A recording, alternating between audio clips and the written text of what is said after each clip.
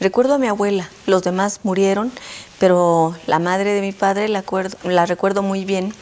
Y cuando después empecé a leer las novelas de Agustín Yáñez, me recordaba a mi abuela, esas mujeres con rebozo negro, con una actitud muy prudente siempre, pero de todos modos con una gran presencia en la familia.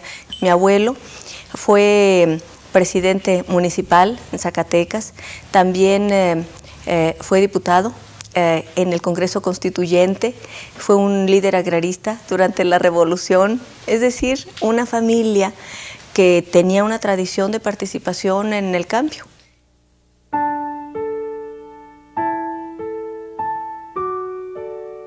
¿Y tu madre? ¿Cómo ves a tu madre con respecto a tu abuela? ¿Cambió? ¿Tenía otro rol en la familia? Mi madre es una mujer ama de casa, pero totalmente diferente.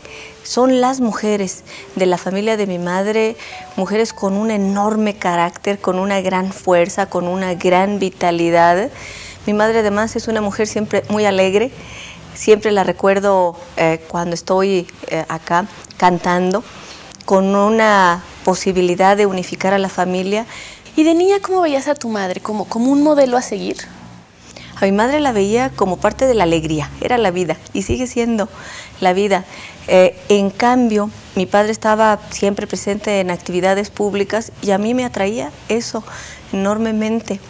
¿Qué era lo que me gustaba hacer? Cuando mi padre era gobernador, yo era una niña muy pequeña, me gustaba acompañarlo.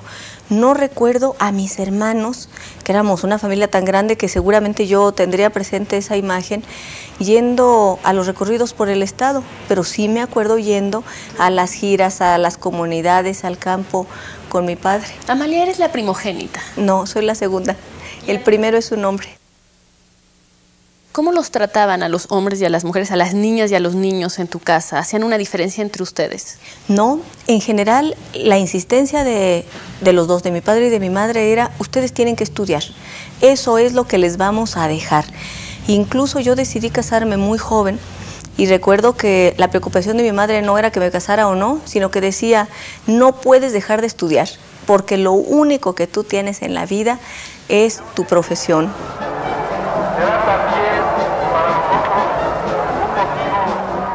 Cuando él entró a la gubernatura yo tenía como unos 5 años. ¿Y a esa edad lo acompañabas en las giras? ¿A los 5 años recuerdas estar con él recorriendo Zacatecas? Bueno, fueron 6 años de gubernatura, así es que a lo largo de varios años yo recuerdo haber ido a las giras con él y recuerdo batallas extraordinarias que se libraron en el país, pero la recuerdo en Zacatecas. Por ejemplo, la de los libros de texto gratuito, fue a fines de los años 50 y había una polémica tan intensa, ideologizada, que se confrontaban puntos de vista y intereses también, que en la escuela, yo estaba en una escuela oficial, además esa era la norma en la casa, estar en escuelas laicas, oficiales, públicas.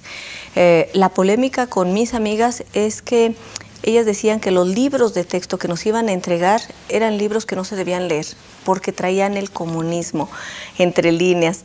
Entonces, sin tener mayor punto de partida, yo decía, pues si mi padre está impulsando los libros de texto y dicen que los comunistas están impulsando eso, pues entonces los comunistas son buenos. Dime una cosa, cuando tu padre era gobernador, ¿recuerdas por este interés que tú dices que él hablara de política contigo? Sí. Yo me acuerdo haberle preguntado en muchas ocasiones, era un tema recurrente, ¿qué es la política? Me interesaba eso. A lo mejor decirlo ahora suena presuntuoso, pero mi casa era así. Mi padre era un político, mi abuelo había sido un político revolucionario, y entonces preguntar qué era la política era parte de la vida. Y recuerdo que siempre él decía: la política es servir a la gente. Entonces, si esto lo vinculábamos a recorrer el estado, a estar con la población, a caminar por Zacatecas, eso se convirtió para mí en, yo lo diría, a lo mejor hasta algunos consideran que exagero, en un placer estar con la gente. En esa época dices que ibas en una escuela pública, pero ¿no era lo común en ese momento que las mujeres, las niñas fueran a escuelas de monjas? En una parte de la sociedad sí, por supuesto, las niñas iban a escuelas religiosas de monjas, pero en el caso de mi familia la decisión fue escuela pública y laica. y además tenía... Era una postura política. Yo creo que era las dos cosas, era una convicción y era una postura política también. Si mi padre era gobernador y si el Estado tenía la responsabilidad de la educación pública, era una determinación mostrar que la educación pública valía tanto que los hijos del gobernador estaban ahí, y además yo estuve en una escuela a la que le agradezco haber estado. Fue la escuela anexa a la escuela normal. Realmente creo que fue una buena base para todos los que hemos pasado por ahí. Todavía recuerdo a mis maestras, las he visto, cuando voy a Zacatecas las busco.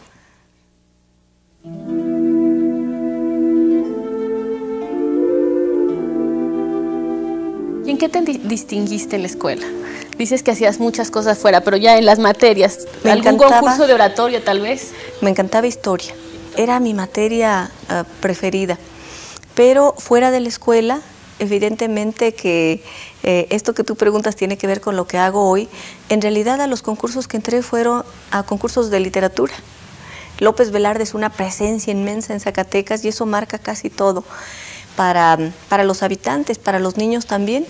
Entonces, en lo que llegué a ganar concursos, tercer lugar, no el primer lugar, era en literatura.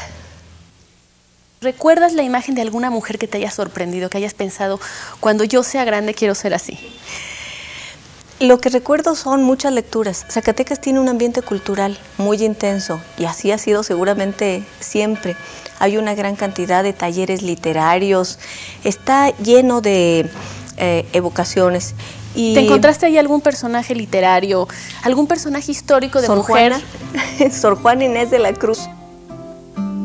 Lo que a mí me ha maravillado siempre de Sor Juana, que es una figura extraordinaria, es la decisión de asumir retos y de no permitir que su entorno la pudiera derrotar.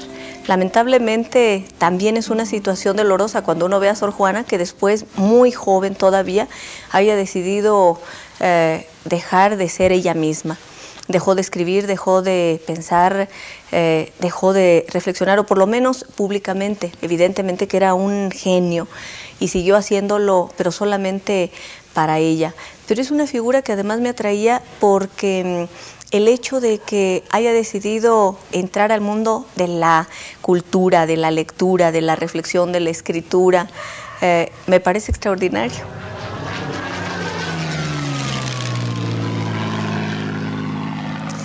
¿A qué escuela fuiste cuando tu padre fue embajador? ¿En dónde fue embajador? ¿Te vas tú con él? Nos fuimos toda la familia, estuvo en distintas partes, estuvo primero en Ginebra, en la Organización Internacional del Trabajo, después en Guatemala, en Manila, estuvimos en Filipinas, estuvimos viviendo en Varsovia, en Polonia, después en Santo Domingo, en República Dominicana. Llegamos a Varsovia en condiciones muy difíciles porque acababa de darse precisamente el día anterior al que llegamos una gran tensión entre la Unión Soviética y Checoslovaquia. Entraron en esos días las tropas soviéticas a Praga, entonces había una enorme tensión.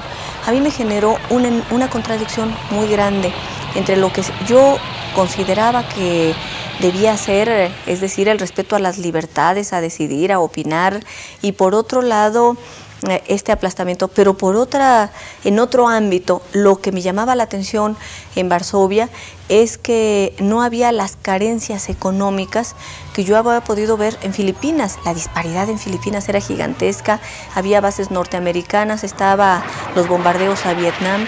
¿Y esta experiencia de haber viajado con tu padre, Filipinas, Varsovia, en fin, países comunistas, sigue marcando tu interés por la política? ¿Esto sigue alimentando tu interés por lo social? No solamente marca mi interés, sino que estando en Varsovia, y estaba la tensión muy grande y entraron las tropas a Checoslovaquia y había un movimiento estudiantil en buena parte del planeta.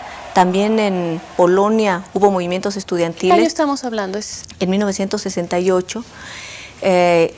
Tenía yo una idea que no era exacta respecto de mi país, habíamos salido varios años antes, no era una idea correcta, y de pronto en la televisión lo que veo es los tanques entrando al Zócalo de la Ciudad de México. Para mí eso fue algo impactante.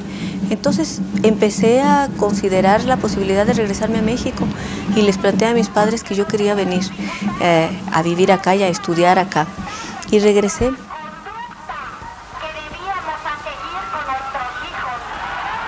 Llegué, yo quería conocer qué había pasado, ya había sucedido esta brutal masacre del 2 de octubre. Lo primero que intenté encontrar fue respuestas y llegó a mis manos, igual que a la de muchos jóvenes en esa época, un libro que nos ha marcado, a mí me marcó, La noche de Tlatelolco, de Elena Poniatowska. Los relatos de lo que sucedió en ese momento, para mí fueron impactantes. ¿Y qué año regresas, Amalia? Regresé en 1969. Entonces decidí que yo no quería nada con el PRI, no quería nada con ese partido que había aplastado un movimiento que lo que quería era apertura democrática y diálogo. Y además a jóvenes. No querías nada con el PRI, sin embargo, no. Tu abuelo había sido político por el PRI, tu padre había sido gobernador por el PRI. Mi abuelo no fue del PRI, no existía el PRI. Mi abuelo fue un revolucionario y fue un maestro agrarista, además líder agrarista, que había luchado por el cambio. En el caso de mi padre, efectivamente, él fue no solamente miembro del PRI, sino gobernador. Él había sido miembro del Partido Comunista en su juventud. ¿Tu padre? Mi padre. Entonces, era un hombre, es un hombre con ideas progresistas. Yo estaba convencida de que esa idea que tenía mi padre no correspondía a lo que yo estaba viendo en el gobierno y además a lo que estaban haciendo. No me identificaba con el PRI, sigo sin identificarme con el PRI después de tantos años.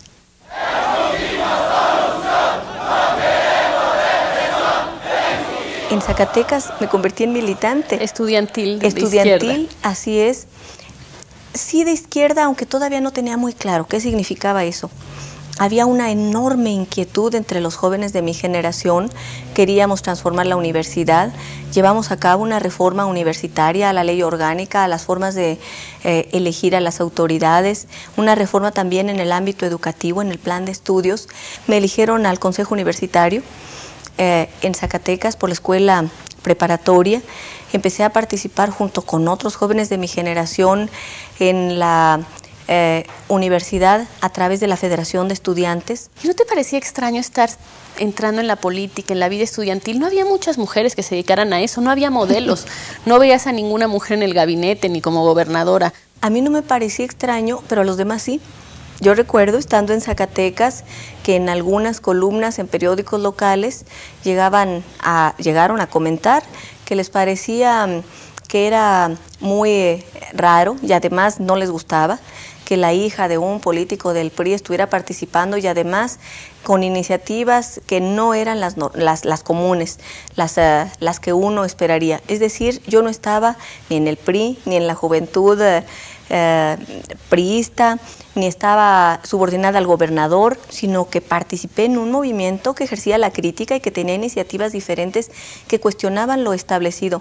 Claro que significó una crítica no solamente... ¿En tu familia también?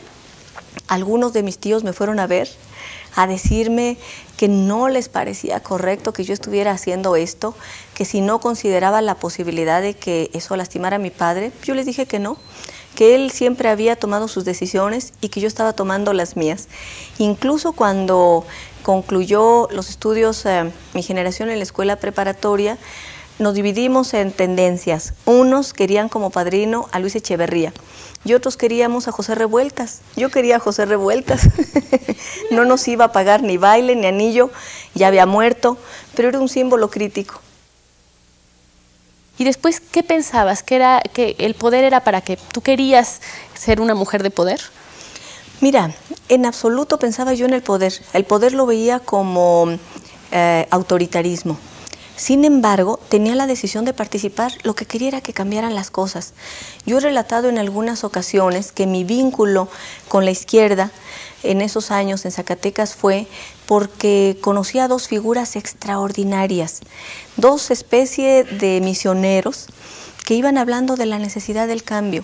Uno, un viejo dirigente minero, Chon Castro, que había sido dirigente intentando mejorar las condiciones de vida de los mineros en Zacatecas, en Fresnillo específicamente, y otro, un dirigente agrario, Lolo López.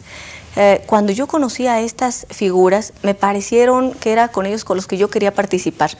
Después descubrí que eran miembros del Partido Comunista. ¿Dónde los conoces? ¿Cómo los encuentras? Yo los busqué, entramos en contacto con ellos. Me pareció que eso era lo que debía ser la política. A lo mejor hoy algunos pueden decir que es idealismo, pero ese deseo de transformación en donde no se estaba buscando ningún beneficio personal era con lo que yo me identificaba. ¿Te volviste entonces militante del Partido Comunista? En ese momento no, aunque me simpatizaba la idea que ellos estaban planteando, transformar al mundo, era lo que proponían. Y llegando a la Ciudad de México, entonces en la universidad, en Ciencias Políticas, conocí a algunos dirigentes universitarios que pertenecían a la Juventud Comunista, entre otros a Elvira Concheiro, a Pablo Gómez, que acababa de salir de la cárcel apenas y estaba... No, cuando yo llegué a la Ciudad de México no había salido, estaba apenas en discusión.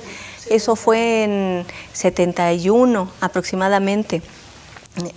Fue en esa época en la que algunos salieron a otro país, entre ellos Pablo, después regresaron a México, yo los conocí y entonces decidí inscribirme en la Juventud Comunista. ¿Esto no significa una ruptura con tu padre? Porque una cosa es una joven izquierdosa y otra es una militante comunista. ¿Cómo reacciona tu padre? En absoluto. Yo he dicho que he aprendido en varios lugares el respeto a la diversidad, pero sobre todo en mi casa. Comenté con ellos en una ocasión que vinieron de vacaciones al país, que había decidido inscribirme en el Partido Comunista. Mi madre se preocupó, no era un rechazo, sino preocupación. No sabía ella cómo se conducía el Partido Comunista, qué hacía en el país, y entonces decía, te tienes que cuidar, te puede pasar algo. Era una preocupación que tenía que ver con los lazos familiares, los de una madre con la hija. Pero en el caso de mi padre, su reacción fue extraordinaria y siempre ha sido así, lo valoro enormemente, de respeto.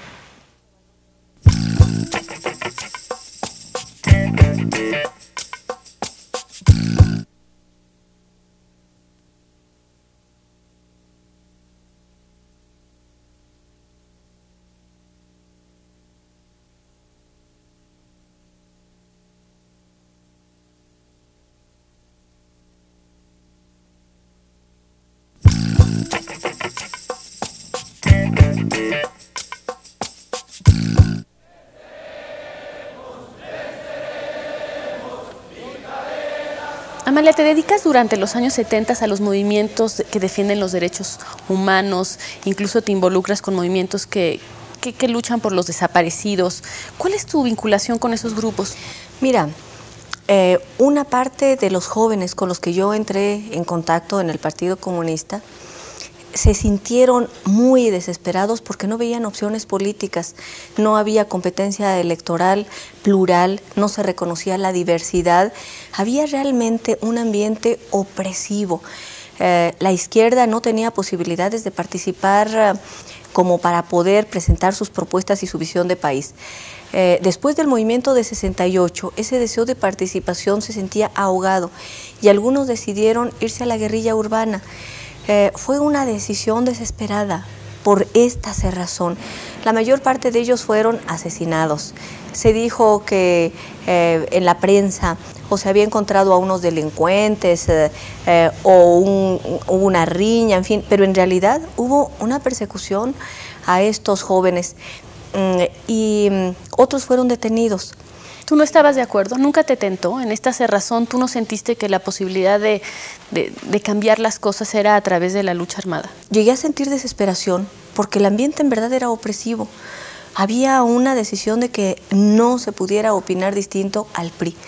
Pero me parecía que la propuesta que hacían los dirigentes del partido, Arnoldo Martínez Verdugo y los demás, era correcta, que habría que insistir en que teníamos derecho a dar nuestro punto de vista, a competir, a tener registro.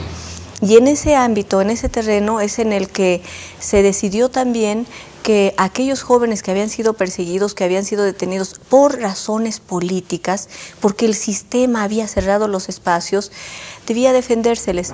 Entonces yo empecé a participar a nombre de mi partido con aquellas madres, aquellos familiares que tenían a un preso, a un perseguido o a un exiliado. Ahí conocí a Rosario Ibarra de Piedra buscando a su hijo, en una lucha que me pareció que valía la pena respaldar. ¿Te marcó personalmente la lucha de Rosario? No era un asunto solamente de mi partido, de que tuviéramos la convicción de que había que defender los derechos humanos de aquellos que hayan sido perseguidos por razones políticas, sino que personalmente el conocer a la familia, a las madres, a las hermanas, me pareció que me obligaba a tener un compromiso personal. Yo asumí un compromiso personal desde ese momento con el tema de los derechos humanos y a partir de eso empecé a encontrar que no era solamente un ámbito que tuviera que ver con presos perseguidos, desaparecidos políticos, sino que tenía otras aristas más. La lucha que dábamos en esos momentos era por la amnistía. Finalmente se logró. En 78. Una ley, así es. Pero cuando conocí a los que estaban detenidos, a mí me marcó personalmente conocer que habían sido torturados, que habían sido vejados, que habían estado a punto de perder la vida como otros. Tengo amigos a los que he seguido viendo. Uno de ellos, por ejemplo, prácticamente perdió una mano. Lo tuvieron colgado de la mano durante días. Bueno, que esto sucediera en México y que hoy lo relatemos parece imposible. Pero yo entré en contacto entonces con esta parte de la represión, la parte más brutal del sistema político, y decidí que independientemente de mi convicción política, la defensa de los derechos humanos tenía que ser un compromiso personal.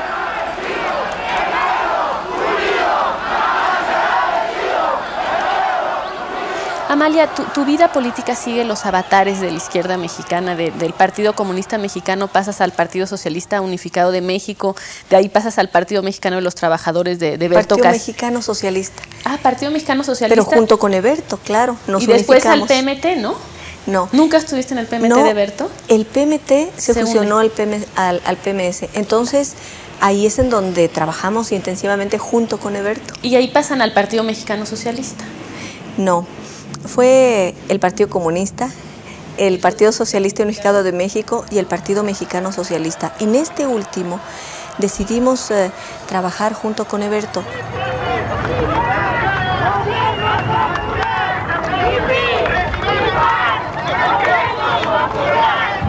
La realidad es que cuando se decide disolver al Partido Comunista, la intención era fusionarlo con otras agrupaciones de izquierda.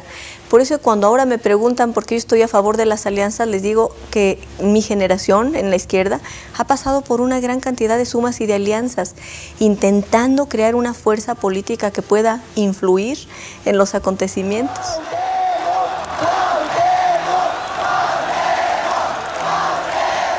Finalmente, en 1988, Eberto cede o sale de la contienda y le cede a Cuauhtémoc Cárdenas pues toda la fuerza de la izquierda mexicana.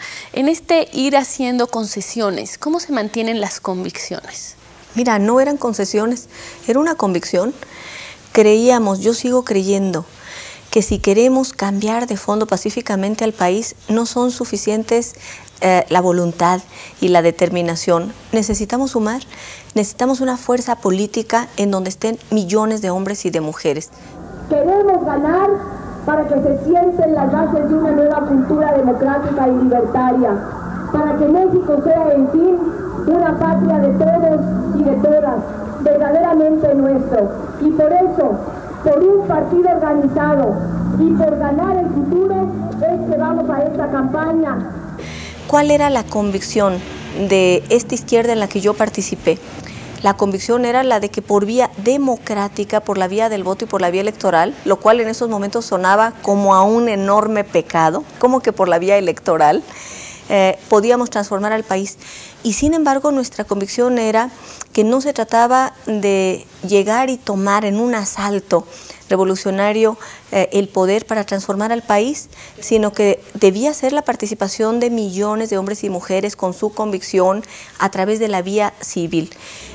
Creemos en una sociedad nueva, donde el ejercicio de la ciudadanía plena sea lo que prevalezca. Amalia, pero ¿no te cuesta trabajo en 1987-88, cuando Eberto Castillo decide apoyar a Cuauhtémoc, después de todo lo que habías visto en los 70s, de toda tu lucha a favor de todas estas organizaciones con Rosario Ibarra de Piedra, el de repente apoyar a alguien que había estado toda su vida en el PRI? Aquí el tema de fondo, y fue una reflexión importante que habíamos venido haciendo desde que se disuelve el Partido Comunista y formamos el PSUM y después el PMS. Lo fundamental era si podíamos cambiar al país y si teníamos que sumar, reconociendo la pluralidad. Pero un elemento que formó parte del debate de 1987-1988 era que las rupturas podían jugar un papel sustancial. ¿Qué es lo que, como historiadora, ha sido mi reflexión? Que quienes han sido disidentes han jugado un papel fundamental en la transformación de México. ¿Quiénes eran Miguel Hidalgo y quiénes eran Allende? El siglo pasado. ¿Los estás ya comparando con Cuauhtémoc Cárdenas? No, estoy diciendo que ellos fueron disidentes. Eran parte de una clase política, de un grupo político y del poder, y decidieron ser disidentes e iniciaron la revolución. Madero fue un disidente de su clase, y Cuauhtémoc Cárdenas, y Porfirio Muñoz Ledo, Ifigenia Martínez y muchos más, Eberto mismo, decidieron en esa disidencia transformar al país. ¿No lo ves como pragmatismo? No lo veo como pragmatismo. Pragmatismo sería, y lo digo muy convencida de eso, si se tratara solo de echar al PRI. ¿Qué sentido tendría cambiar al PRI por otro partido para que las cosas siguieran igual? En cambio, de lo que se trata, y es parte de una reflexión muy añeja que no es nueva, se trata de sentar las bases de un nuevo régimen político, no solo de sacar al PRI, y también de poner en el centro temas como la de política económica, política social, libertades públicas e individuales. Es decir, hay un conjunto de ideas que forman parte de una concepción de nueva nación que están en el centro, no solo la de sacar al PRI.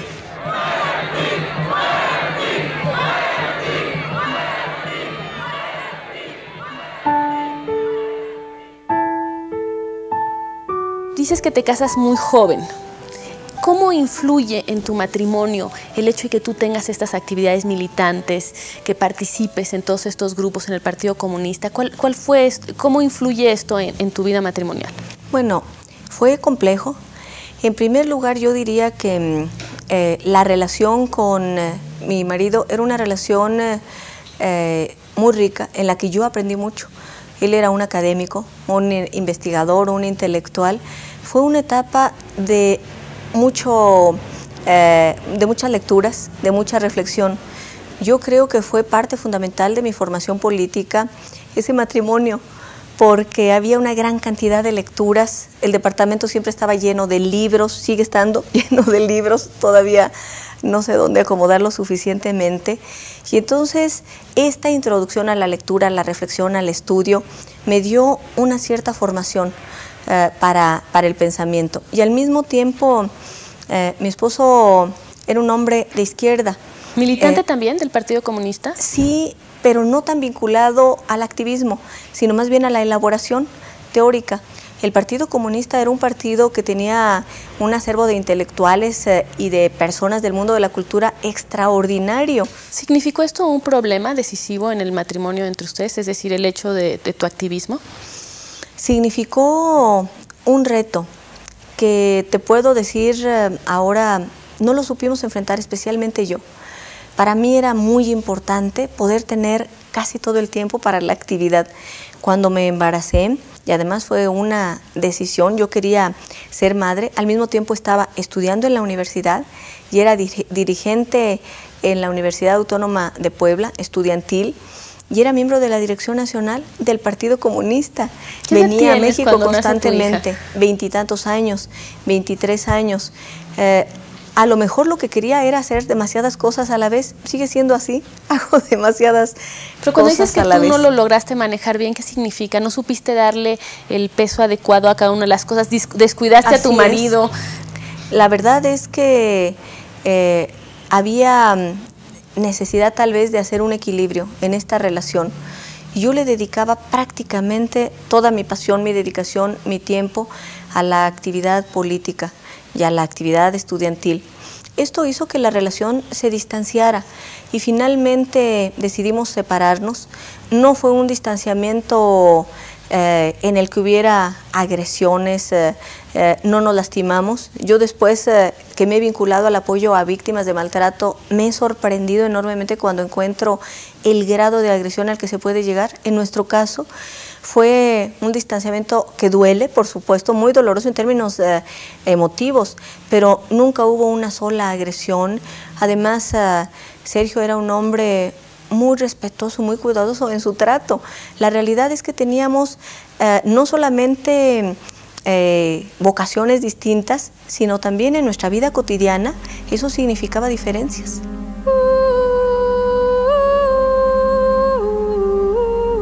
¿Él no te pide nunca que dejes la militancia? No. En ese sentido también, igual que mi padre, fue un hombre muy respetuoso.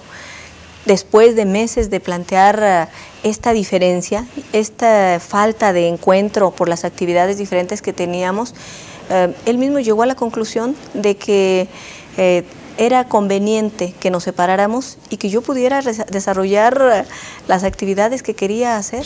Amalia, ¿a qué edad te quedas entonces sola con tu hija? Cerca de los, ¿qué sería? 27, 28 claro, años. Eras una 29. Mujer muy joven. Te quedas sola con tu hija. Tu padre era un hombre, supongo que rico, había sido, bueno, gobernador. ¿Te ayudó económicamente? Yo decidí no pedirles a mis padres un solo apoyo. ¿Por qué razón? En primer lugar, porque hay una reflexión que uno generalmente hace, no querer preocuparlos. Si ellos estaban fuera del país y además yo había decidido estar en la izquierda, casarme, asumir retos, bueno, no se valía que yo llegara diciendo, fíjense que necesito su apoyo para sobrevivir.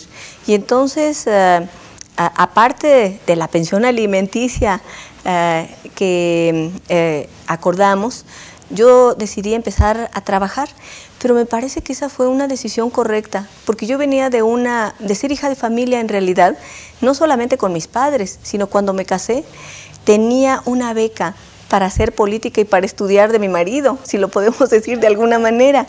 Y entonces significó un nuevo reto en mi vida, el ser no solamente una mujer, una persona que hiciera aquello que era su vocación, sino que también tuviera la capacidad de poder mantenerse a sí misma. Y yo le agradezco a la vida esa decisión, porque a mí me dio una enorme seguridad y además conozco lo que son las dificultades para salir adelante. Fue difícil, supongo, ¿no? Por supuesto. Entonces significó una transformación en mi vida importante, porque empecé a reconocer la importancia también para la liberación de la propia mujer que tenía el bastarse a sí misma económicamente. Tú me preguntas si fue una época difícil, claro que fue. No tenía grandes ingresos, empecé a dar algunas clases y el salario era muy pequeño, pero tenía la convicción de que podía salir adelante.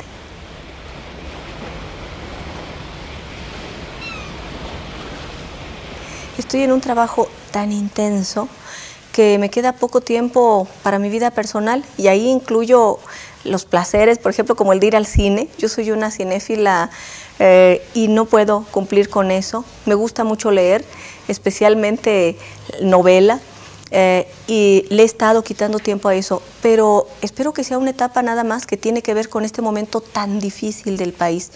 Y creo que la participación política y la participación pública no debería significar una camisa de fuerza respecto del resto de nuestra vida. No tendría por qué haber una separación.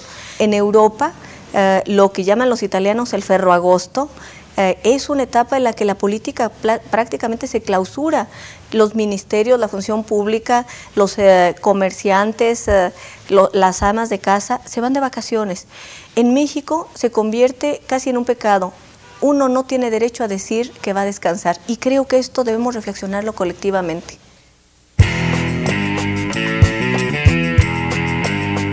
Amalia, ¿a ti quién te enseñó a hacer política? ¿Quién es tu maestro en la política? Mira, me ha enseñado mucha gente. Creo que mi militancia en la izquierda me ha educado. Falta mucho por aprender, pero me enseñaron a leer. Cuando digo a leer, quiero decir a leer política, a hacer reflexión, a pensar, a hacer un esfuerzo de no tomar decisiones apresuradas. Pero yo te diría que mi primer maestro en esta reflexión fue mi marido, el papá de Claudia, que ya murió. Después fueron los dirigentes del partido. Y después, en lo que se refiere a las alianzas, quien me ha ido formando en ese terreno ha sido mi propia participación política. Pasar del PC al PSUM, al PMS, al PRD, ha sido un aprendizaje. Amalia, ¿qué es la ambición? No es una palabra que me guste. Yo tengo, en todo caso, retos, objetivos, sueños. Eso en política actualmente decirlo a algunos no les gusta. No es una palabra que yo use. Pero ambicionaba ser la presidenta del PRD a nivel nacional. Mira, no se me iba la vida en eso. Decidí ser candidata porque lo plantearon sobre todo compañeras, mujeres. Mi propia hija me dijo, ¿tú has hablado de diversidad? No puede ser que solamente compitan hombres. Y me pareció necesario dar una lucha en la que hubiera opciones. En un partido plural y democrático, la renovación de la dirección es un momento propicio para contrastar los proyectos que las diversas expresiones representan.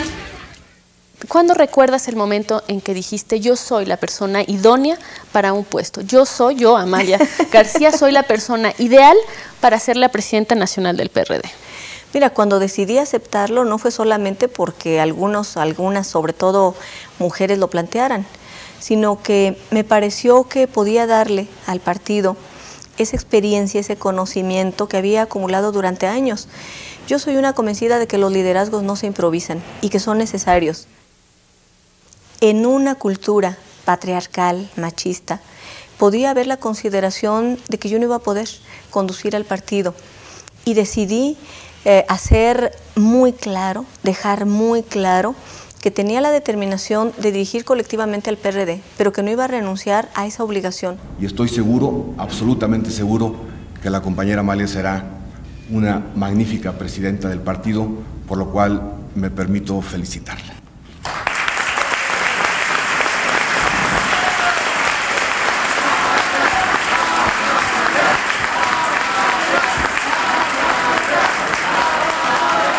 ¿Cuál es mi obligación, por ejemplo, con el PRD? Una, el darle organización, el hacerlo un partido sólido, el formar liderazgos, el darle capacidad política y de reflexión a todos sus dirigentes y además convertirlo en una fuerza que pueda servir para el cambio pacífico, pero que también sea opción de gobierno.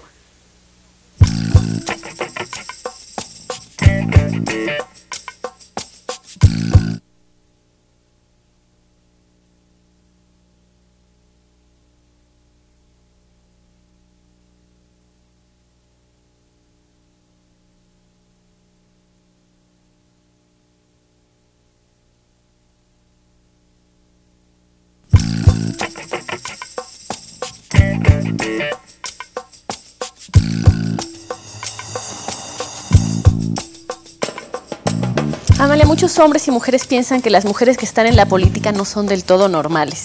En el PRD dicen que tienes un puño fuerte enguantado en terciopelo. ¿Tú qué opinas? Es una aseveración y además hay frases similares que no me parece mal. ¿En qué sentido? Yo soy una ciudadana, una mujer que es partidaria de la búsqueda del acuerdo, del diálogo, de sumar, pero al mismo tiempo creo que hay temas en los que uno tiene que actuar con enorme firmeza. Por ejemplo, frente a violación a derechos humanos, frente a abusos, frente a tropelías, frente a la corrupción, creo que ahí no puede haber punto de quiebre.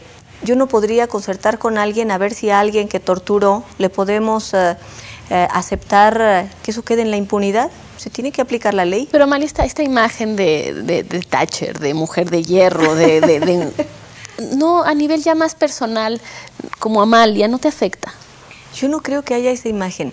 Hay esa imagen de parte de algunos compañeros que fueron a esta última elección y que querían que uno aceptara doblarse. Si esa era la intención, yo no acepto doblar, no lo he hecho nunca. Y he dicho que estoy decidida a actuar con toda firmeza en defensa de la institucionalidad del PRD, pero también defendiendo mis convicciones. A mí me pueden convencer, pero doblar no lo han hecho nunca ni el gobierno, ni lo han hecho nadie más. Hay una doble manera de ver efectivamente a los hombres y a las mujeres. Yo lo he encontrado a lo largo de mi trabajo político, con comentarios. Si una mujer toma una decisión, entonces dicen que es intolerante. Si un hombre efectivamente la toma, dicen que es un hombre firme. Si uno se molesta por algo, dicen, pues es que es mujer, está histérica. Si un hombre se molesta, dicen, es que está defendiendo su derecho y su razón.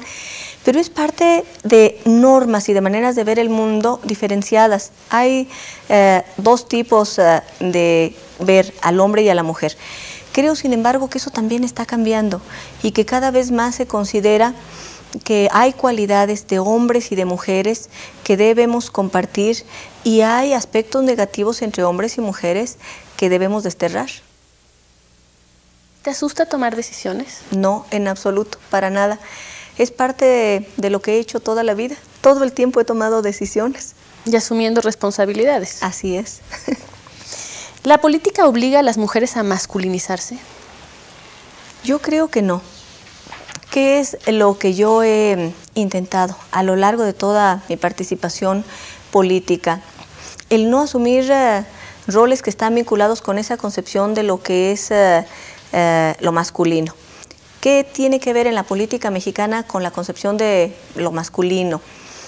Yo creo que el uso de la fuerza, la imposición, el autoritarismo, el atropello, bueno, eso está vinculado a una concepción y a una visión. Yo no creo que uno deba hacer eso. Yo soy una mujer que ha decidido no transformarse para ser aceptada en espacios de decisión, sino que soy una y la misma invariablemente en mi vida personal, en la vida cotidiana y en el mundo de lo público. Amalia, ¿sientes que tienes que esconder tus emociones para que salga esta parte de firmeza, de que no te vas a doblar? ¿Sientes que has tenido que ocultar tus emociones? No necesariamente, pero sí creo que si uno está participando políticamente, debe hacer un esfuerzo de actuar de manera muy ponderada. Y en todo caso, hacer un esfuerzo de combinar el corazón con la mente.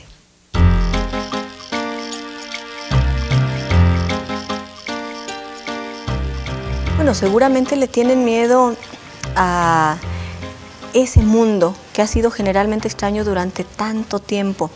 Hay una frase que me encanta de Alaide Fopa, una periodista guatemalteca que vivió un tiempo aquí en México y después cuando regresó a su país desapareció, la desaparecieron. Decía que la gran diferencia que había entre los hombres y las mujeres era que parecía que nosotras veníamos del continente del silencio. Y creo que eso es a lo que las mujeres le tienen reserva, a que venimos de una cultura, de una tradición, de una historia en la que hemos sido invitadas de piedra. Pero al mismo tiempo yo veo una enorme decisión de las mujeres de empezar a participar. El propio hecho de que yo haya llegado a la presidencia nacional del PRD no es un asunto personal. Las mujeres votaron por mí. Amalia, ¿y a ti qué fue lo que más trabajo te costó? Hablar en público, dar órdenes. Hablar en público no me cuesta trabajo. Me siento siempre con un vínculo de confianza con la gente y en general se establece esa comunicación. Tal vez no es fácil para algunos. Para mí puede ser que forme parte de esta historia familiar. ¿A ti te costó trabajo sentir que eras capaz? No, tampoco, porque creo que es un reto que nosotras, a lo mejor quienes estamos en la política, hemos ido asimilando. En primer lugar, no solamente sentir que es uno capaz, sino tener la conciencia de con qué cuenta, si uno tiene el conocimiento, la experiencia, si ha vivido suficientes cuestiones como para que uno tenga una formación y que le permita decidir.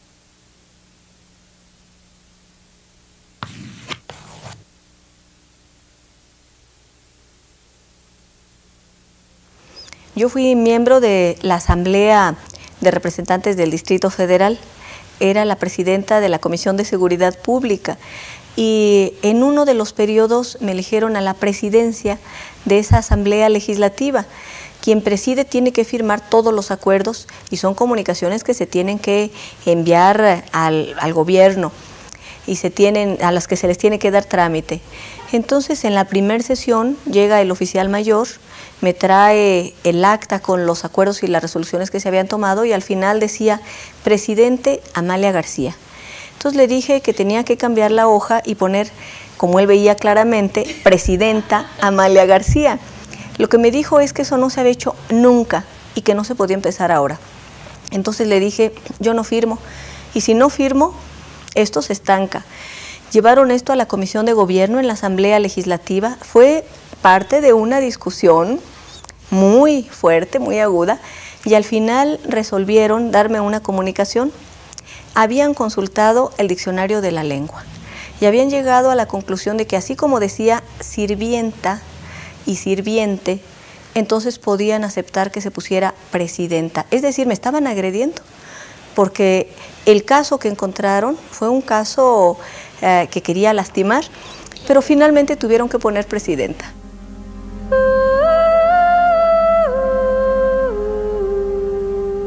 ¿Cuáles son los sacrificios que hace una mujer cuando entra a la política? No sé exactamente qué suceda con todas las demás. Dinos tu caso. Háblanos de tu caso. Estela.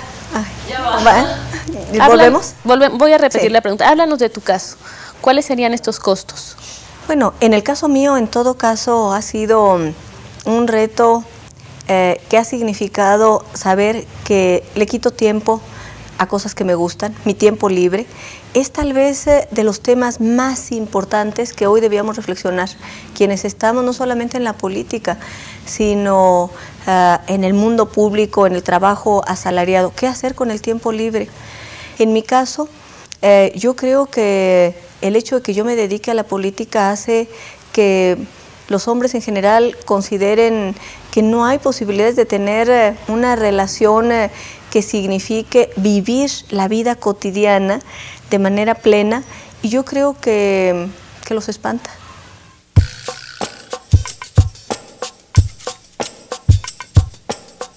En el caso de los hombres que pudieran acercarse, te hablo de mí en particular, no de otras mujeres, creo que lo que les preocuparía en todo caso no es solamente la vida cotidiana, que ese es un aspecto fundamental, el compartir, sino también de qué manera compartir esa relación y pensar que son el esposo de Amalia García, el señor de Amalia García, el marido de Amalia García, les debe generar ¿Y esto en concreto conflicto. te ha llevado a ti a rupturas? ¿A rupturas afectivas? A lo que me ha llevado es a que sea imposible prácticamente tener una relación afectiva. Yo creo que es un costo, efectivamente. Pero entonces dirías que para las mujeres hay un costo casi de soledad por estar en esta vocación de la política. Sí, pero yo insisto, espero que sea para las mujeres de mi generación y que eso no sea para las mujeres que vienen adelante. ¿Tú crees que ya nació el hombre que pueda ser el marido de la señora presidenta? Yo creo que es un asunto difícil. La Thatcher tenía marido, era una mujer de familia, pero debe haber sido una relación difícil para él, o en todo caso, creo que esas serían las condiciones en las que tal vez podría desarrollarse una relación. Es probable que él haya tenido una profesión tan distinta, una decisión de hacer de su vida algo tan diametralmente diferente, que no hubiera ninguna posibilidad de que se sintiera subordinado ni mal. En el caso mío, desafortunadamente para mí, yo trato generalmente con hombres que están en la política, en el mundo de lo público, si acaso algunos en la academia, pero no creo que nadie en la academia quisiera ser el esposo de.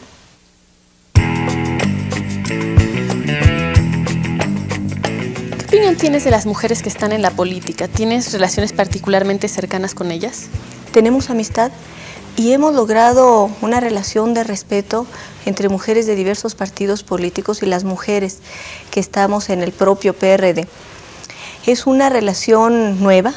Antes había una enorme competencia, pero desde hace algunos cuantos años nos hemos empezado a encontrar en seminarios, en grupos de análisis, de reflexión sobre cómo enfrentar nuestra presencia en el mundo de lo público.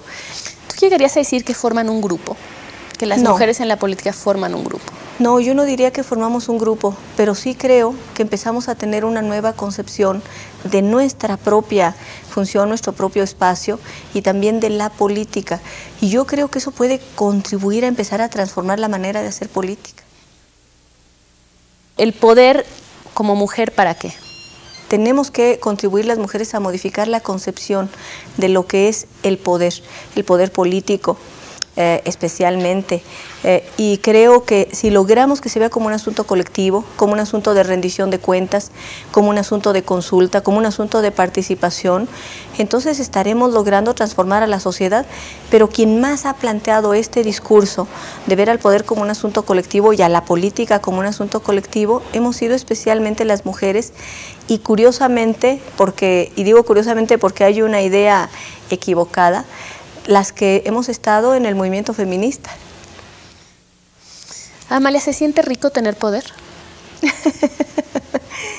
Mira, esta pregunta tal vez pueda ser bien hecha para quienes han estado con poder durante muchos años, para quienes han estado en el PRI.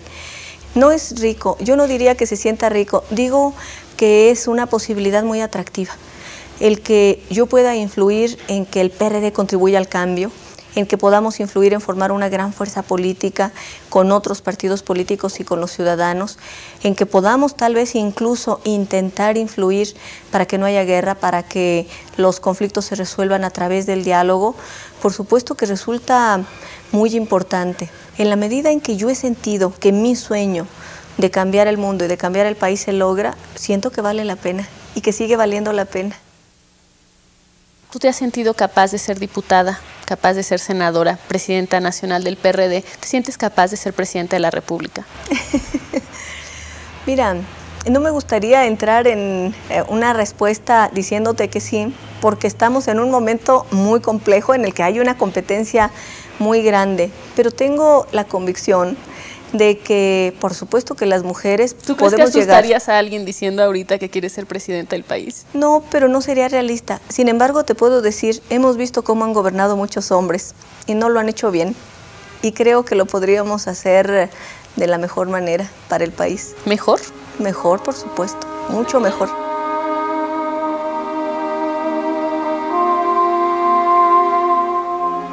¿Cómo te describirías, Amalia? ¿Cómo? Como una mexicana que ha decidido ejercer su ciudadanía desde hace muchísimos años, desde muy joven, como una gente que ha asumido retos, que ha estado en la oposición por decisión propia, intentando desde ahí cambios, como una mujer comprometida no solo con los temas de un partido político, sino con temas de la gente que están más allá, estos de los derechos humanos, de la lucha contra la corrupción, como una mujer que tiene también una enorme satisfacción si tiene una buena relación familiar, personal. En fin, yo creo que como una persona que está contribuyendo con otros muchos a ver si podemos hacer de México una nación más justa y más libre.